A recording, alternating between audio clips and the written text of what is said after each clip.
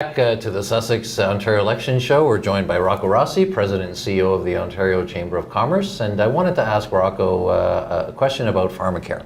So, Rocco, the Ontario government this year started covering prescription costs for young people from birth to age 25, and they recently enhanced coverage for people over 65 who had a drug plan. And there was a few holes in it with deductibles and co-pays, which have now been closed off. Certainly the federal government looks like they're heading in that direction of universal pharmacare. They recently hired Eric Hoskins, the former Ontario Minister of Health, to lead it. Now, I know the OCC has done some important work on this subject. Could you share with our viewers how the OCC believes that pharmacare should work? Sure. My colleague Ashley Challenor has led a team and reached out to a bunch of experts to put together really a filter for looking at pharmacare as opposed to a system of pharmacare. But what principles would you use to assess it? And I think for us, if to boil it down in the simplest terms, what are we actually trying to achieve? And what we're trying to achieve is to ensure that no one falls through the cracks, and that those who most need healthcare, need drugs, will be able to get it regardless of their circumstances.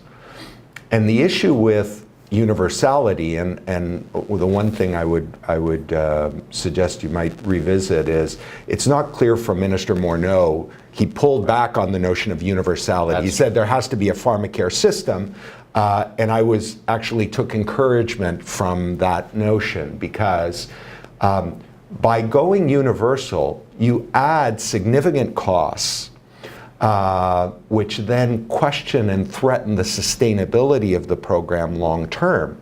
I mean, at the end of the day, does Ed Clark or I need to have my drugs paid for? I would argue no. And even with OHIP Plus, which politically seems to make a lot of sense, we're going to cover the costs of kids under 25.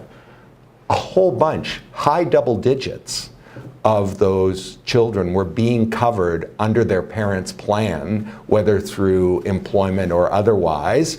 And now you're simply adding that to the tax burden, which again, when, as you've pointed out, healthcare is already the single largest and fastest growing piece of every provincial budget across the country, probably not the best way to go about it. We would like to see something that's sustainable, that saves those dollars to make sure we get to the people who most need it, and have a balanced model that still has private pay. Why take the companies off the hook who are paying into healthcare benefits packages now, or individuals who have the wealth to be able to have extended coverage themselves?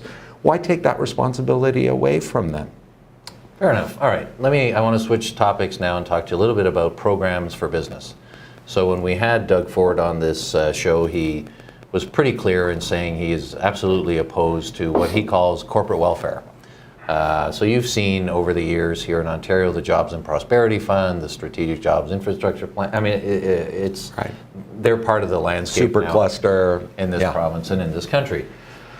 In this last budget, the Liberals actually enhanced and extended their programs for business, which puts them diametrically opposed to where Doug Ford and his party are.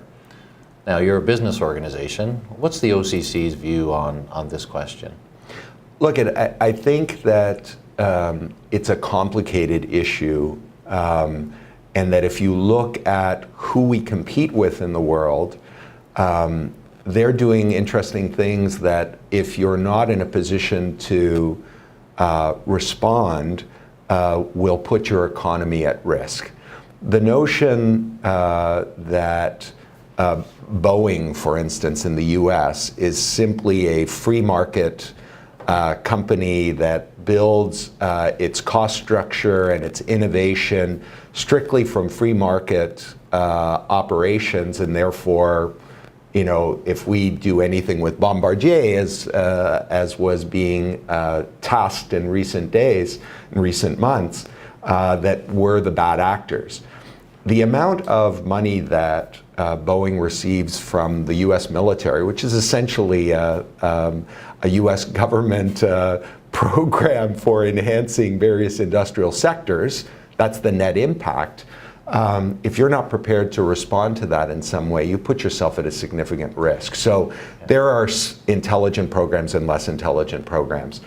You know, when you think about what Iowa corn farmers receive in terms of subsidies to convert corn into ethanol as opposed to fuel, it beggars all of what we do in agriculture across the country. So, you know, we don't want to be idiots in it, and we want to take the programs program by program to get value for money. Well, and I was going to say that we've done a fair bit of work in this area here at Sussex over the last few years. We've helped a number of companies to secure public sector grants, and we see it. I mean, our clients, some of whom are household names, they show up here, or they share with us materials from the Empire State Economic Development Corporation and some of the southern states that say, we'll give you land, we'll give you wage subsidies, you won't pay any tax, come here, just bring your stuff here and leave Ontario. So